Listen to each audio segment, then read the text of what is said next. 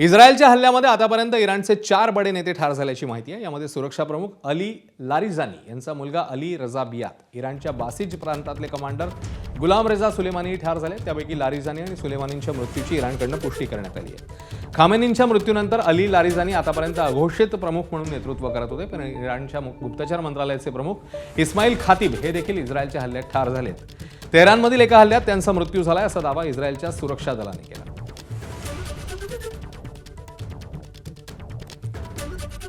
America आणि इस्रायलच्या हल्ल्यात इराणच्या बड्या नेत्यांचा मृत्यू झाल्यावर इराण आक्रमक झालाय। या हल्ल्याचा बदला घेणार असं इराणने जाहीर केलंय। यापूर्वी कधीही न वापरलेल्या क्षेपणास्त्रांचा आता युद्धात वापर करू अशी धमकीच इराणने दिली आहे। हायपरसोनिक मिसाईल आणि त्याहीपेक्षा प्रगत शस्त्रांचा वापर करू असं इराणचे राष्ट्रपती मसूद पेजेश्कियान यांनी म्हटलेलं आहे।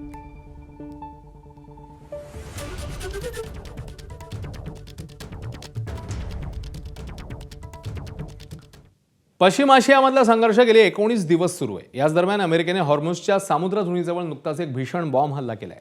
यापैकी इराणच्या क्षेपणास्त्र तळांना लक्ष्य करण्यासाठी अमेरिकेने तब्बल 2200 किलो वजनाचे शक्तिशाली बंकर ब्लास्टर बॉम्ब डागले। यामुळे इराणच्या क्षेपणास्त्र तळांचं मोठं नुकसान झालंय। सध्याच्या युद्धजन्य परिस्थिती या हल्ल्यांमुळे परिस्थिती अधिकच गंभीर झाल्याचं पाहायला मिळतं।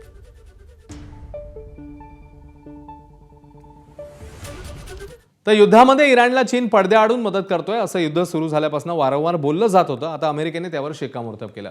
US China economic and review कमिशनच्या अहवालात तसं स्पष्टपणे म्हटलंय। चीन इराणला युद्धात भरीव मदत करत असल्याचं अहवालात नमूद करण्यात आलंय। इराणला ड्रोन देण्यापासून जहाजविरोधी क्रूज क्षेपणास्त्र देण्यापर्यंत चीन मदत करतोय। याशिवाय रॉकेटचं इंधन तयार करण्यासही इराणला चीन मदत करतोय असंही या अहवालात नमूद केलंय। अमेरिका आणि इस्रायल विरुद्ध इराण युद्धाचा आजचा 19वा दिवस आहे। घनघोर युद्ध सुरू आहे। इराणचा चिवट प्रतिकार अमेरिकेलाही बुचकळ्यात टाकतोय। अशातच इराणला रशियाची मदत होत असल्याची बातमी आता समोर आली।